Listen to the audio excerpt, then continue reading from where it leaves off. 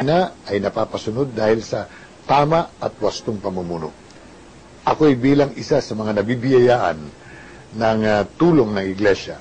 Ang aking masasabi, walang katapusang pasasalamat din ang aking binabalik. Dahil wala po namang hinihingi sa atin ang Iglesia ni Cristo, kung hindi tutup din natin yung ating ipinangakong paglilingkod sa bayan.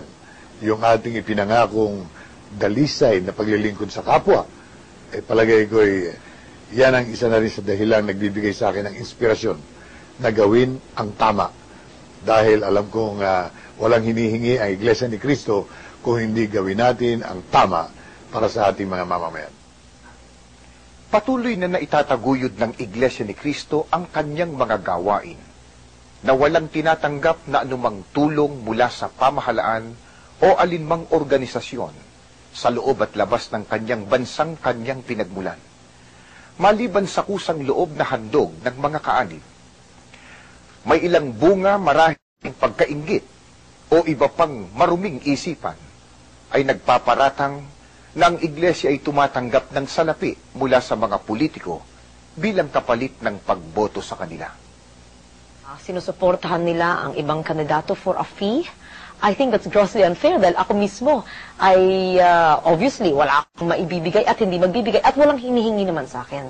Sa aking karanasan, abay naku, napakalayong tignan ang Iglesia ni Cristo sa ganitong klaseng paratang.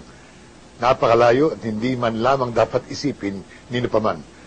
Ako'y natutulungan ng Iglesia nang walang kapalit. Nakakalungkot ho. Ewan ko nga ba kung bakit may mga taong sumusulat ng mga ganito. I mean, may mga tao ngayon tayo sa kaibigan, sa media, na parang nagiging irresponsable na. Makasulat lamang kahit na makasira na sila ng damdamin.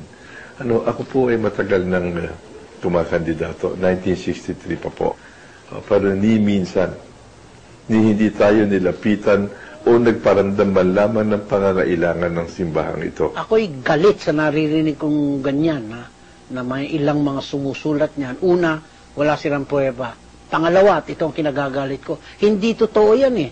Pambabastos siya sa mga kagaya ko na sinuportahan ng Iglesia ni Cristo on my first term in 1995. At uli, noong 2001, tumakbo uli ako. Ang Iglesia ay talagang inendorso ako at yan ay kinikilala ko at ako'y nagpapasalamat. Pero ni isang kusing, walang naging usapan dyan.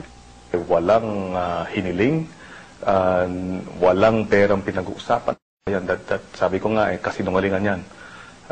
Ang totoo ay kung ano ang kusa nila, yun lang ang kanilang didesisyonan at ito'y walang kapalit na anumang bagay. Kaya ako mismo po is witness to the fact that Iglesia extended the help to me without any expectation of a return or any expectation of a favor being done to them.